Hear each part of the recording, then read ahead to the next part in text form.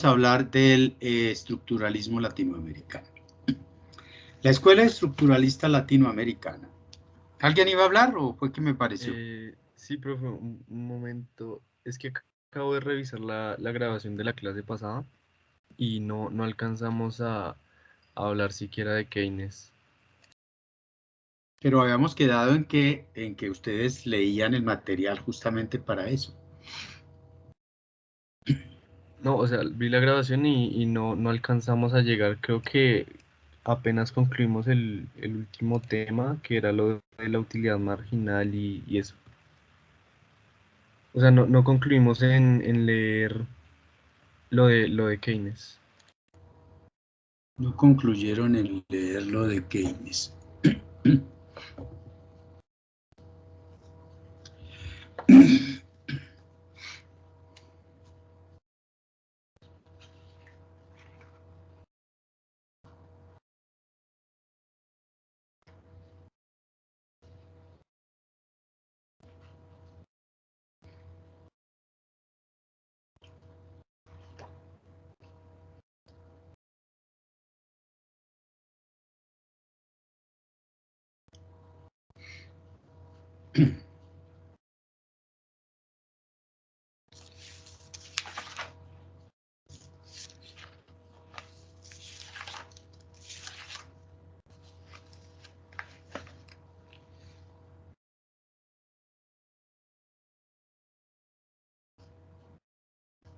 No concluyeron en lo de Keynes. Muy bien.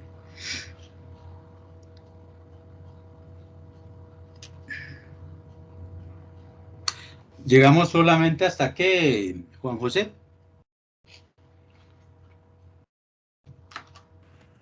¿Hasta Pues dónde, según sus apuntes? en los apuntes que tengo, lo de la elasticidad, el excedente del consumidor, del productor y la utilidad marginal. Y la utilidad marginal. Y hablamos del producto marginal, obviamente. Sí, señor.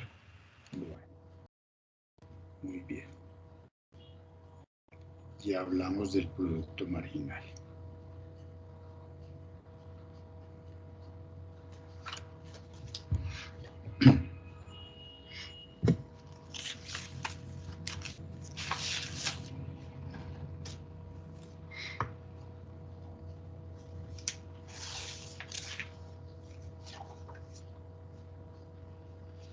Y rápidamente vamos a plantear dos temas que corresponden a dos escuelas económicas. Una es la... Ah, ya está la grabación, gracias. Juan Pablo, ya le comentaban sus compañeros de que mañana es el corte, ¿no? Señor, sí, señor. Bueno, entonces, Muchas gracias, profesor. Gracias. Sí me dijeron. bueno, entonces, habíamos visto lo que sería la escuela marginalista, la parte del comportamiento del consumidor y la parte del comportamiento del productor. Hoy vamos a introducirnos en dos escuelas, una se llama la Escuela Histórica Alemana, la otra se llama la Escuela Institucionalista y Neoinstitucionalista. Hasta aquí va a haber, digamos que en el pensamiento económico de alguna manera aquí va a haber un cambio. ¿En qué sentido?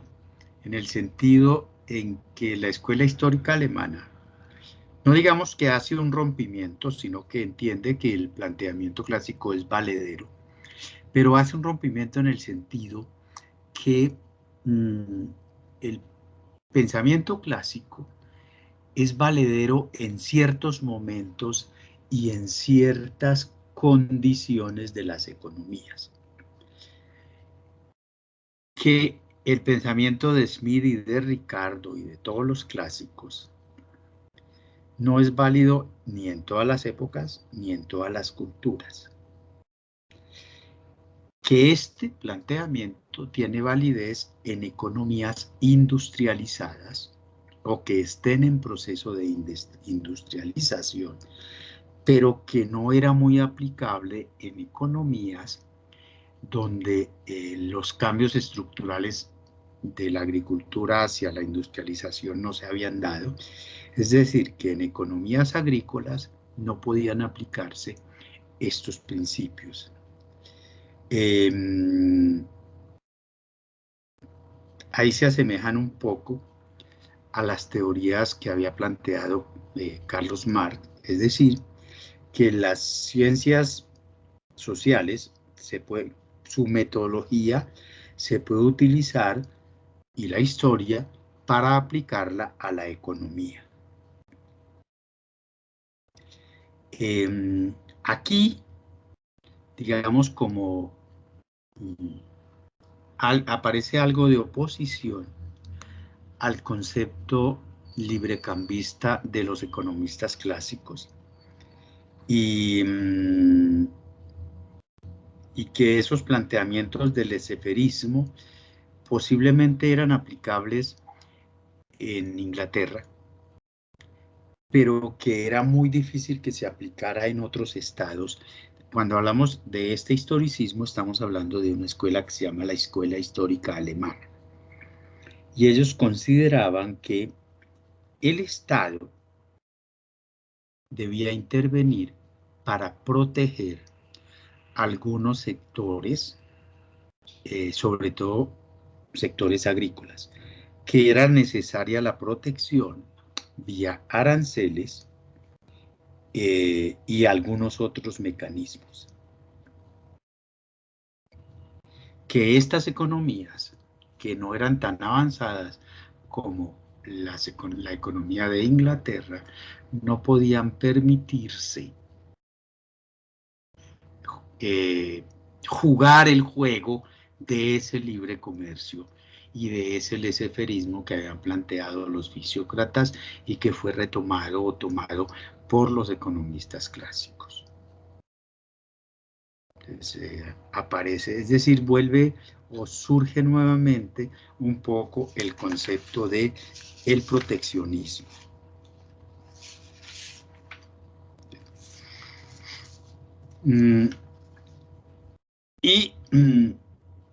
Ese concepto de proteccionismo no solo se aplica en Alemania, sino que muchos de esos economistas recabaron en la sociedad estadounidense, y es allí donde comienza el proteccionismo en los Estados Unidos, que fue de alguna manera la semilla para la independencia de la metrópolis de Inglaterra. Estamos hablando de 1770 y tantos, en el cual se habla de protección de industria local, se habla de un principio que ustedes seguramente han conocido en pensamiento político, de que el impuesto implica que haya representación, que esa fue una de las principales razones por las cuales la colonia o las 13 colonias se independizaron de Inglaterra, pero eso es harina de otro costal. Es igual, allí comienzan los conceptos de independentismo y de proteccionismo no a ultranza, sino de proteccionismo como una medida para proteger lo que se conoce como la industria naciente, que es un concepto que de alguna manera comenzó a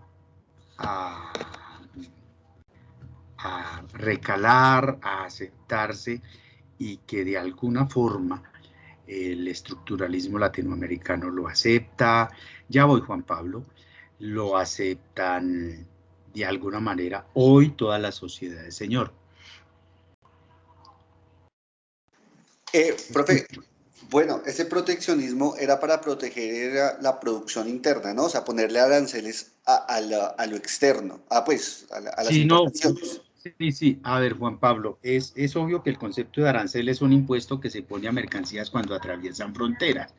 Lo usual es que uno entienda que el arancel es para proteger las industrias locales, es decir, que se impone a las mercancías cuando vienen del exterior. Ojo, eso no quiere decir que muchas veces Acuérdense cuando vimos el mercantilismo, que se ponían aranceles a los bienes, materias primas que se iban hacia el exterior, pero no quiere decir que muchas veces los aranceles no se impongan a medidas a bienes de exportación.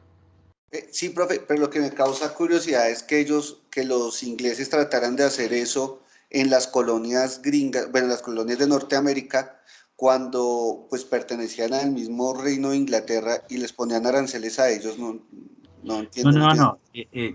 Perdón, cuando comenzó la guerra de independencia, básicamente la guerra de independencia, por lo poco que yo he leído, se dio porque las colonias, primero, lo último que ellos querían era independizarse de Inglaterra. Simplemente el conflicto se dio porque ellos decían, si pagamos impuestos, tenemos derecho a estar en el Parlamento inglés. Es decir, ya existía la Cámara de los Lores y existía la Cámara de los Comunes. Es decir, el impuesto implica que haya que haber representación de quien paga el impuesto en los órganos legislativos.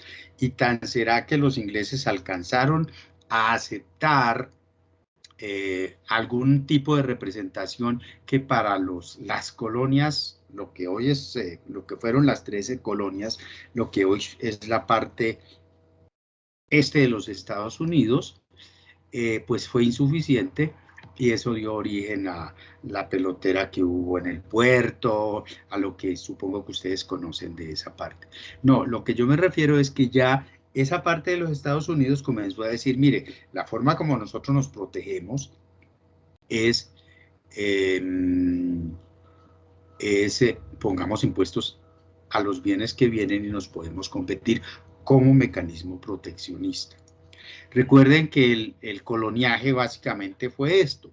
De las colonias se llevaban materias primas que se transformaban en bienes terminados y que las colonias tenían la obligación de comprarle a la metrópoli. Y así no solo fue en España con América, Portugal con sus colonias, con Brasil y con sus colonias africanas, sino que los Estados Unidos, los ingleses con sus colonias en Estados Unidos, en lo que hoy conocemos como los Estados Unidos, o en sus colonias en Australia o en Nueva Zelanda, digamos que todos fueron cortados por la misma tijera. Entonces aquí ya comienza a aparecer eso que se van dando cambios. Sí, Juan Pablo, es eso. No sé si quedó claro. Sí, señor, claro, muchas gracias. Bueno, muy bien. Entonces, vamos a hablar de una escuela que se llama la escuela institucionalista. Esa escuela institucionalista, con toda seguridad, ustedes la están viendo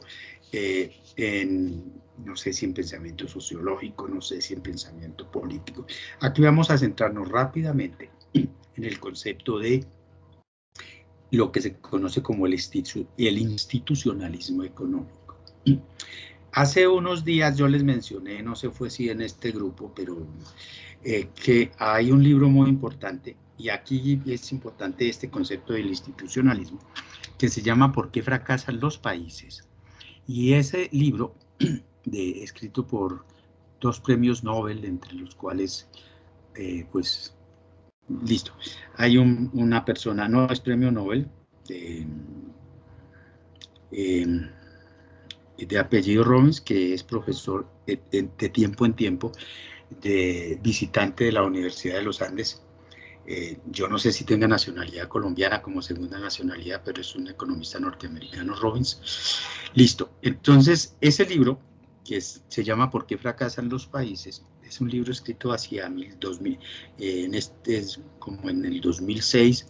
Juan Pablo dice que ya está entonces ya habíamos hablado de eso. Ahora que me acuerdo, porque Juan Pablo dice que se encuentra en la librería Agáchese de segunda mano y que igual se consigue allá al frente de mal empastado y todo ese tipo de cosas y mal impreso. Entonces, o sea, del libro hablamos, profe, pero no del tema. Y el profesor sí lo citó, pero no el tema, no lo habíamos tratado. Listo. Entonces, ese es un libro que resalta la importancia de esto que vamos a hablar de las instituciones para explicar porque unos países están desarrollados y otros países no están desarrollados según la perspectiva de ellos. Muy bien. ¿Qué es la escuela institucionalista? La escuela institucionalista tiene que ver o señala la importancia de las organizaciones, tanto políticas como sociales, en los asuntos económicos. Es decir, para los economistas clásicos era el mercado, la oferta y la demanda y pare. Aquí estos dicen, oiga, sí, es cierto, pero es que la oferta y la demanda también tienen que tener en cuenta cómo es esa sociedad, cómo evoluciona, cómo ha evolucionado. Digamos que esta escuela dio una importancia al estudio de las estructuras, de las reglas de comportamiento de todas las organizaciones que conforman una sociedad. Todas las organizaciones, ¿cuáles? Las empresas, las uniones de las empresas, es decir, los gremios, las uniones de los trabajadores, es decir, los sindicatos, cómo funciona el Estado, cómo es la estructura del Estado. Entonces, eso se tiene que tener en cuenta para determinar eso que los otros dicen que es el mercado, que no es tan de bola a bola, que esto lo señala el mercado. Entonces,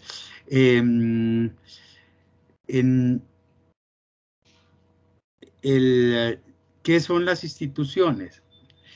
Eso serían las reglas de juego en las que se desenvuelven los mercados y los agentes de esos mercados.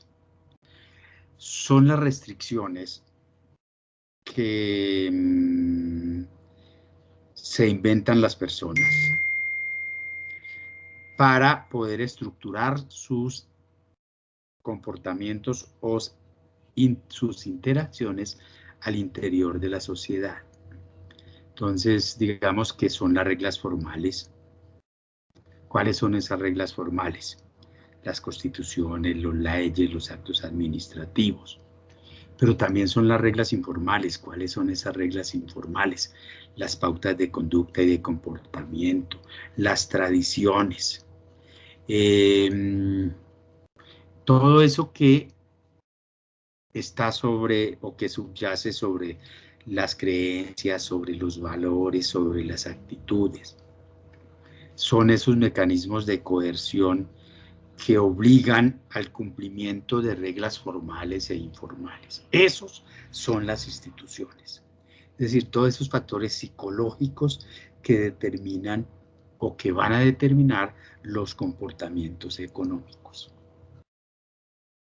¿Sí? Para ellos, el mercado no lo guía la mano invisible.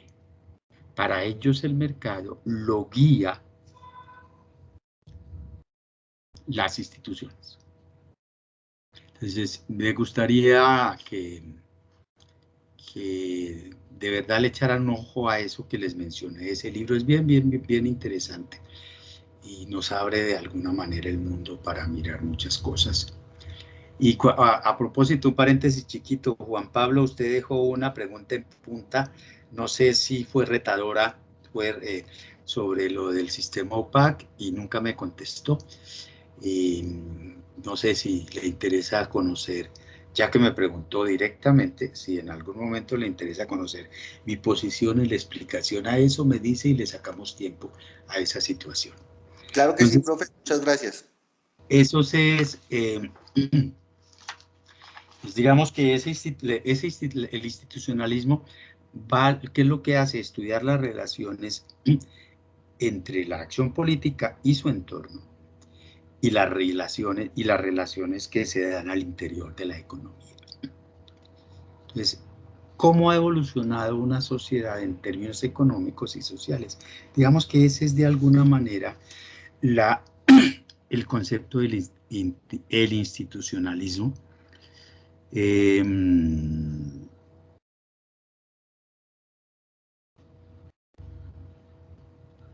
Luego surge una nueva teoría, partida de esa que no la podemos desagregar, que se llama el neoinstitucionalismo. Ese neoinstitucionalismo, es decir, señala lo mismo, que las instituciones son el conjunto de reglas y restricciones que moldean un sistema económico, la conducta de los agentes, las elecciones que realizan los agentes, cómo se organiza una sociedad y cómo llega a ese desempeño económico. ¿Cómo se organiza una sociedad? Si lo miramos hacia atrás y de alguna manera recuerden que dijimos que el comportamiento económico era consecuencia de los comportamientos sociales. Por ahí atrás nos había señalado Carlos Marx. Pero ellos señalaron que esas instituciones tenían una importancia, tenían una importancia muy grande dentro del comportamiento económico, porque permitían controlar los límites de ese hombre racional que busca siempre acumular beneficios. Es decir, a través de esos mecanismos de coerción son lo que se busca cumplir algunas reglas formales e informales. Es decir, el institucionalismo y el neoinstitucionalismo plantean la necesidad de que esa conducta oportunista y esa racionalidad ilimitada de alguna forma tengan una contención a través de esas instituciones. Y señalaron algo que es la importancia de la información en las sociedades, en las economías. Digamos que de alguna manera ellos plantearon que la eficiencia de las instituciones y del sistema económico depende de la información que los agentes económicos o de que los agentes económicos y los agentes sociales dispongan. El semestre entrante, cuando vean microeconomía, bueno, de acuerdo a la estructuración que algunos le damos al curso de microeconomía, hay un apartado al final. Pues igual, el esqueleto es básicamente el mismo para todos los profesores. Entonces hay una que se llama la teoría del consumidor, otro que se llama la teoría de la producción, otro que se llama la teoría de los mercados. Y hay una parte muy importante que se llama las fallas de los mercados y las fallas del Estado. Esas fallas las fallas del mercado, ¿por qué se llama así? Porque de alguna manera lo resaltaron más estos institucionalistas y no institucionalistas, así de pronto de plano ya se hubiera visto y ya de alguna manera Marx lo hubiese señalado en alguna forma. El concepto clásico que nosotros vimos del mercado, pues si lo vamos a ver hoy, si lo comparamos hoy, no es que no exista, existen algunos mercados que son muy similares a los que plantearon ellos, pero la gran mayoría o las sociedades hoy se desenvuelven en lo que se llama mercados imperfectos o en lo que se llama fallas de mercado.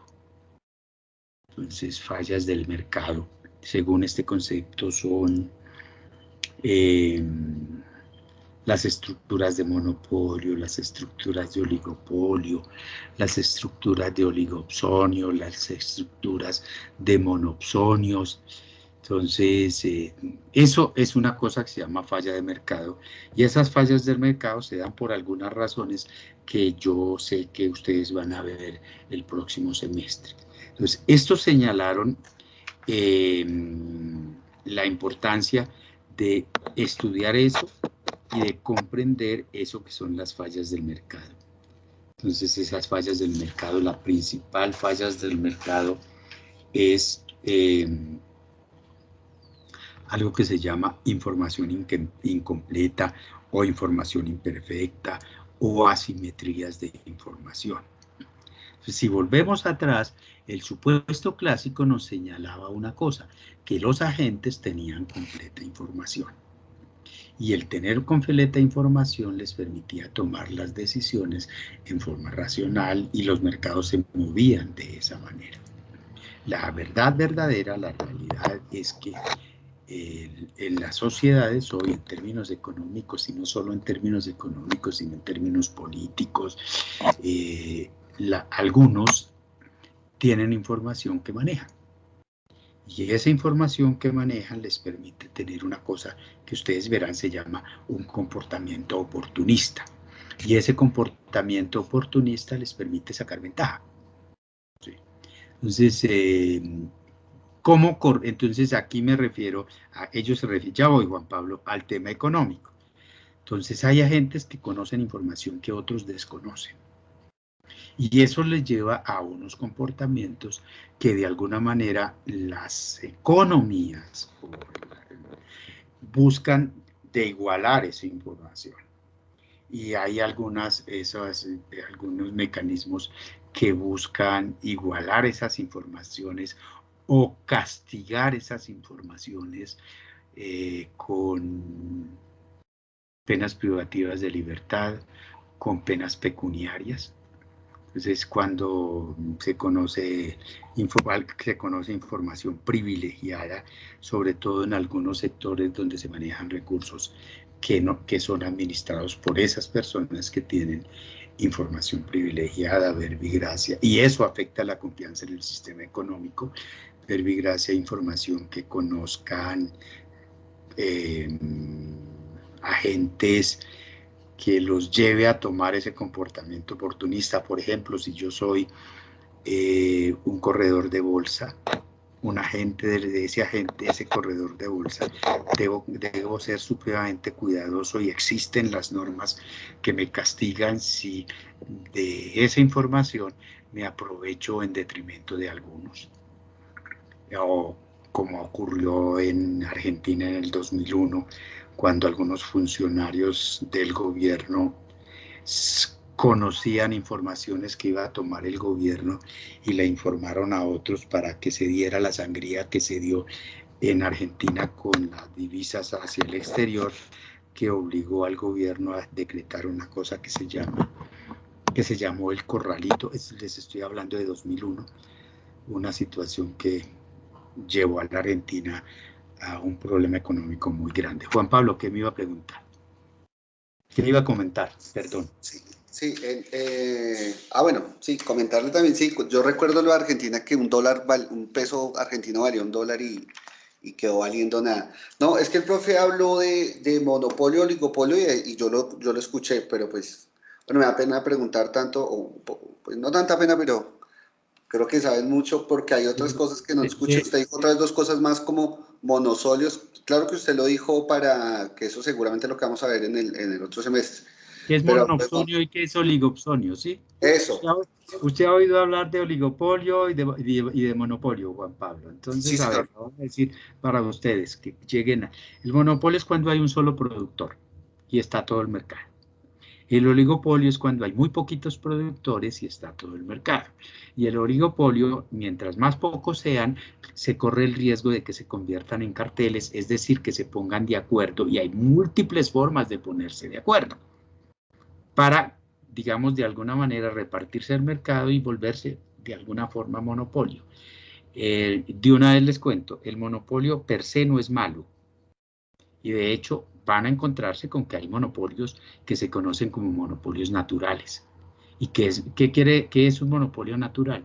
El monopolio natural es una figura en la que socialmente es menos costoso por los costos fijos que lo haga uno solo a que lo hagan muchos. Les voy a poner un ejemplo. El agua. El agua nos la da la naturaleza.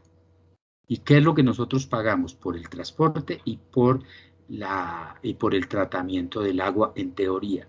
Ustedes imagínense que hubiera más de uno vendiendo agua, produciendo el agua, que no me refiero a las aguas embotelladas, por favor, sino al acueducto. Entonces imagínense el acueducto hoy, yo no sé si de pronto dentro de 50, 70 o 100 años se pueda teletransportar, pero hoy el agua no llega sino por tubería. Ustedes imagínense el costo social de todas las empresas tendiendo redes. Entonces por eso es bueno que haya uno solo. Socialmente es menos costoso que haya uno solo.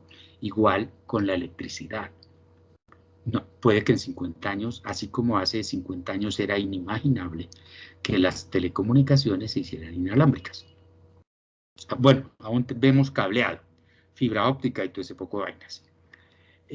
Pero yo no sé si en algún tiempo también la electricidad sea por teletransportación. Pero hoy es más fácil que haya uno solo tendiendo redes y distribuyendo. Eso se conoce como un monopolio natural. Y todas las sociedades, todas las economías, nosotros tenemos unos mecanismos, hay una forma como se controla eso que se llama poder de mercado que tienen los monopolios, que pueden fijar el precio o las cantidades que van a producir o que van a vender. Entonces, esos monopolios naturales en todas las sociedades tienen una regulación. En el caso colombiano hay un regulador que se llama la Comisión de Regulación de Servicios Públicos de Agua y Luz, de Energía y Gas, y se me olvidó, y agua potable, y de saneamiento básico y agua potable, y ellos señalan un precio tope, con base, entiendo yo, con base en los costos que tienen. Entonces, ustedes me podrán decir, hay un problema que suele ocurrir, sobre todo en las economías tan desinstitucionalizadas como la nuestra, en lo cual el vigilado coopta al vigilante. Entonces, muchas veces se ha dicho que los costos que muestran las empresas que prestan esos servicios son inflados para efectos de que el precio sea más alto. Eso es harina de otro costal que aquí no nos viene. Entonces, esos son los monopolios. Y ya les dije que es el oligopolio. ¿Qué es el monopsonio? Juan Pablo, el monopsonio es un solo comprador y muchos vendedores. Es decir, lo contrario, monopolio, un solo vendedor, muchos compradores. Monopsonio, un solo vendedor y muchos compradores. Y el oligopsonio es igual, pocos compradores y muchos vendedores. Un ejemplo de eso lo tenemos en Colombia y en el mundo. Bueno, no sé las condiciones en los otros países de los que son las grandes superficies. Entonces, las grandes superficies, aquí tenemos 3, 4, 2, 3, 4. Casino, la francesa, la chilena que es Jumbo y Metro. No sé si de pronto tenemos Zara como gran superficie, pero las otras ya no son gran superficie. Las hablo de los de los Char. Y esos grandes, esas grandes superficies normalmente tienen muchísimos proveedores a los cuales les imponen sus condiciones.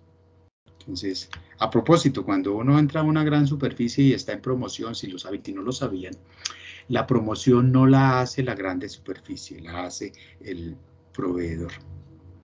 Bien, entonces no sé si le quedó aclarado eso, Juan Pablo, que es un monopsonio y un oligopsonio.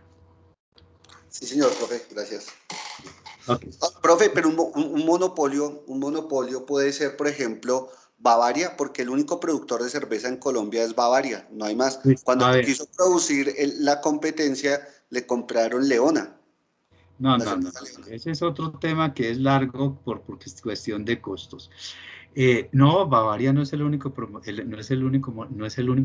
de cerveza en el país. En este momento le salió una competencia hace unos 5 o 7 años que se llama Central Cervecera, que produce Heineken, que está produciendo, es decir, esa es la competencia que es la fábrica Heineken, la tercera más grande fabricante de cervezas en el mundo, que está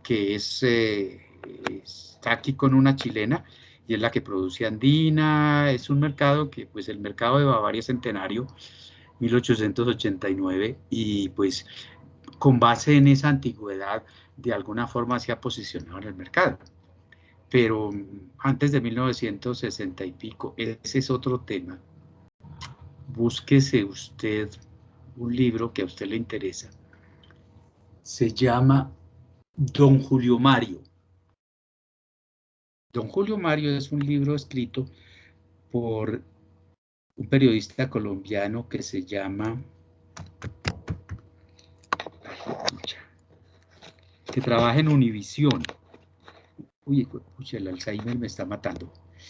Él fue el que creó con Daniel Samper Pisano y con Donadío, con Alberto Donadío, la unidad de investigación del tiempo en la década de los 70. Es de apellido Reyes. Perdón, ¿cómo? Diego. Gerardo Reyes. Mil gracias, Diego. Se llama Gerardo Reyes. Él escribió un libro que no fue autorizado por la familia de Don Julio Mario y se llama Don Julio Mario. Y describe algo, y es la forma como Julio Mario Santo Domingo se tomó Bavaria. Se tomó el poder en Bavaria sin tener siquiera el 10% de las acciones. Eso son habilidades y el tipo, pues listo, sacó un poco de gente, pero antes existían varias cerveceras que le hacían competencia a Bavaria, y después cuando él se tomó eso, esas cerveceras, que yo recuerde, lo que ustedes se toman como Pilsen era una cervecera independiente en Antioquia. El Águila era una empresa que se llamaba Cervecería del Litoral, esa fue la que tomó Bavaria. Bavaria producía lo que es Bavaria, Costeña, Costeñita. En Bogotá había 3 o 4 cerveceras. Estaba una que se llamaba Germania por el barrio.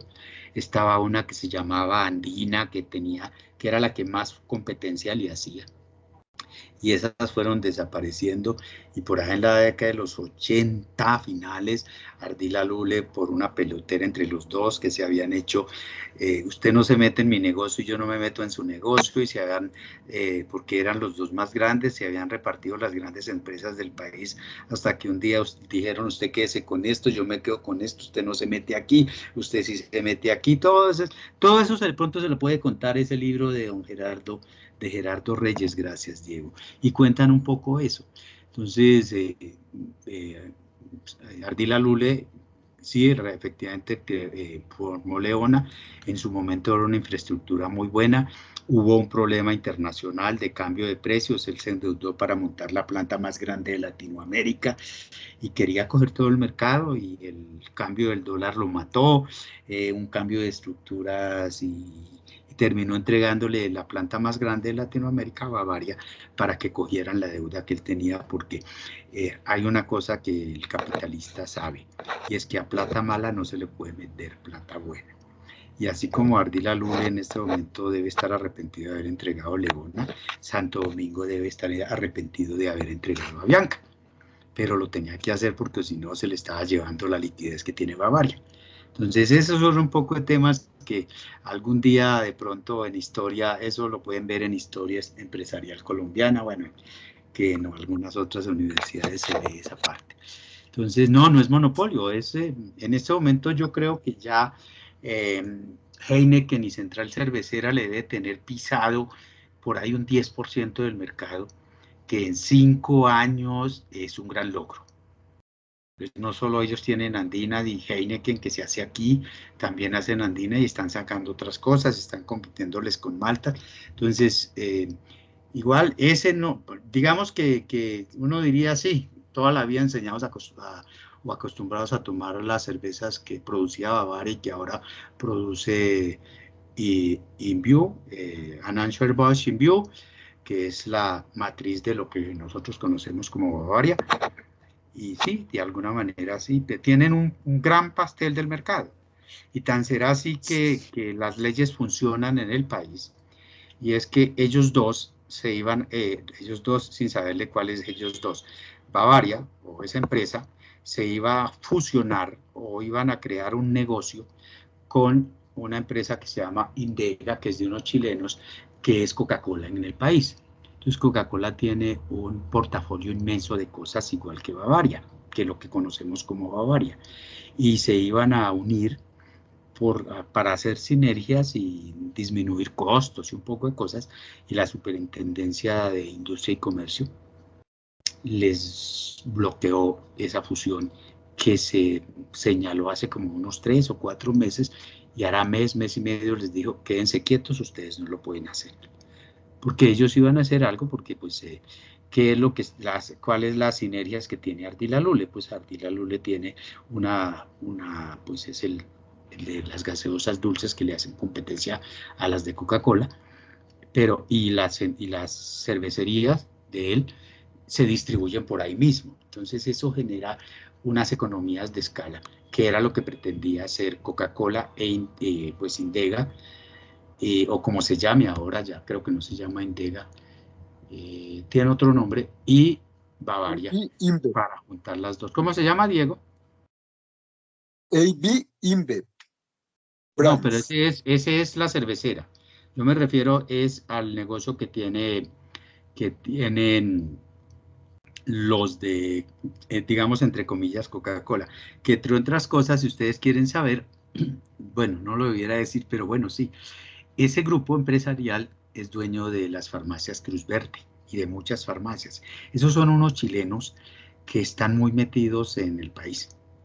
Entonces, tienen un grupo muy grande, y la Superintendencia de Industria y Comercio bloqueó esa fusión, perdón, no esa fusión, esa integración, porque consideró que iban a adquirir una cosa que se llama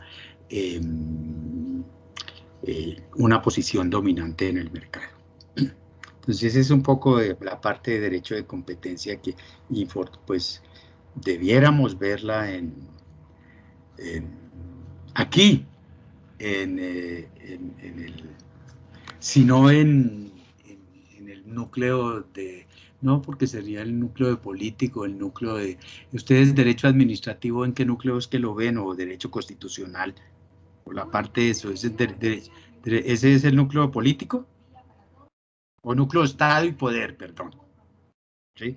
Entonces, de pronto aquí todo ese tipo de cosas, abrir un campo no sé, en algún momento, y ver todo ese tipo de cosas para uno tener como administrador público una visión un poco más amplia de eso. Yo les hablo de eso porque yo soy profesor de la Javeriana, ustedes saben, hago parte de un núcleo que se llama el Departamento de Derecho Económico, y ahí recabamos muchísimo en temas de competencia, en temas de integraciones, en temas de ese tipo de cosas, de las cuales les puedo hablar no digo que con propiedad, pero con algún pequeño grado de conocimiento. Entonces, es eso.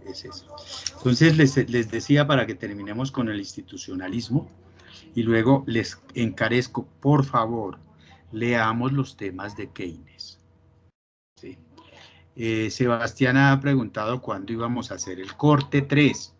Entonces, si nos va muy bien, dependiendo de ustedes, tenemos la próxima sesión, nos metemos con Keynes, y la siguiente sesión nos vamos a meter con el estructuralismo latinoamericano, y nos vamos a meter con el neoliberalismo.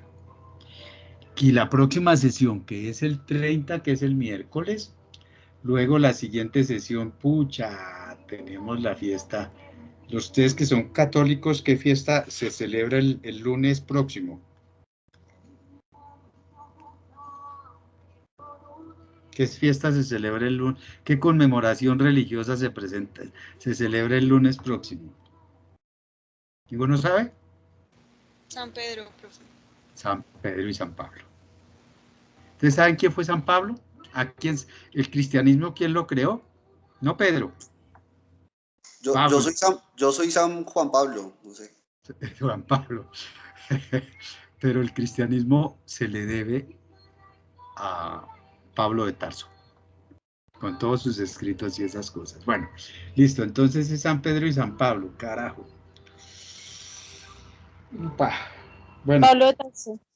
Pablo de Tarso, es Pablo de Tarso. Entonces, nos va, digamos, este miércoles, que es 30, vamos a ver a Keynes. Digamos que el 7, vamos a ver estructuralismo latinoamericano, nos interesa bastante.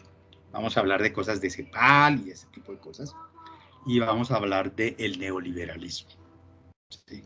De lo que se llama el consenso de Washington, que es muy bueno que veamos eso, cómo ha evolucionado y por qué se dio. Yo aquí lo que trato es, cuando hablo de esos dos, es intentar poner en el tiempo para comprender las cosas, así como yo en algún momento, no sé si fue en este curso, les dije que nosotros hoy decimos que el Frente Nacional fue lo peor. En el momento, hay cosas, es que los economistas solemos cometer la equivocación de que la receta pensamos que siempre se va a aplicar y se puede aplicar en los mismos tiempos, no. Y lo mismo ocurre con las situaciones políticas. Entonces, seguramente en algún momento yo trato de contextualizar los entornos en sus momentos de qué son. Y ya la otra parte, la parte más, digamos, más puntual, espero que la vayamos mirando. Entonces tenemos, el próximo 7 tenemos estructuralismo latinoamericano y neoliberalismo. Y el lunes 12 hacemos el corte final. ¿De acuerdo? Entonces aquí voy a anotar lunes 12, Sebastián, que estaba preguntando. Corte final 12.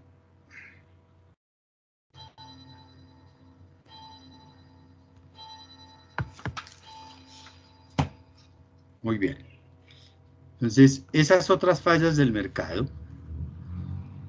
Entonces, digamos que el neoinstitucionalismo él desarrolla teorías sobre la regulación económica, la importancia de los derechos de propiedad, volviendo a los temas anteriores de los romanos, ¿recuerdan? Es decir, cómo los contratos son importantes para poder realizar los intercambios económicos, y dentro de esa institución vuelve y juega el derecho de propiedad. ¿Por qué? Porque de alguna manera, según el neoinstitucionalismo, los contratos y las instituciones permiten que se eliminen las incertidumbres en las actividades económicas y controlan los comportamientos oportunistas de los agentes. Entonces, en esas fallas que se conocen como fallas del mercado, ¿qué es una falla del mercado? Quizá todavía no lo vayamos a comprender, pero se supone que el mercado, como lo verán ustedes en microeconomía, se supone que el mercado, entre comillas, es perfecto, porque el precio va a mostrar la relación, el precio va a determinar lo que los consumidores están dispuestos a pagar y lo que los productores, por lo que los productores están dispuestos a vender el bien que quieren vender. Eso se llama una cosa que se llama eficiencia del mercado, que creo que de alguna manera lo alcanzamos a señalar con el neoclasicismo, con Marshall. Entonces, se supone que el precio es eficiente, porque señala la igualdad entre el beneficio y el costo. ¿Y por qué es falla del mercado? Porque en la economía hay muchos actos, hay muchos precios que no reflejan ni el costo ni el beneficio. Por eso se llama falla del mercado. Y señalan algunos elementos que hacen que se dé esa falla del mercado. Y esos elementos son las asimetrías de información, esos elementos son algo que se conoce como externalidades, tanto de producción como de consumo, esos elementos son algo que ustedes verán como los bienes comunes, y eso se los dejo para la parte de microeconomía. Y si a ustedes les interesa, ya hay un libro en internet que se llama La economía del sector público de Joseph Stiglitz, y hay unos capítulos, creo que entró en el 3, el 6 y el 9, que esto que les acabo de decir él lo maneja muy bien visto desde la perspectiva. Ese está en internet, lo pueden bajar y lo pueden ir mirando. Entonces, por favor, leamos, miremos lo de Keynes para que lo retomemos en la próxima sesión. Gracias por la paciencia, por la demora que tuve hoy, por la paciencia que tuvieron en eso, y nos vemos el próximo miércoles. Muchas gracias. Gracias, profe, buen día. Gracias, profe. A ustedes, muchas Hasta luego, gracias. profe, buen día.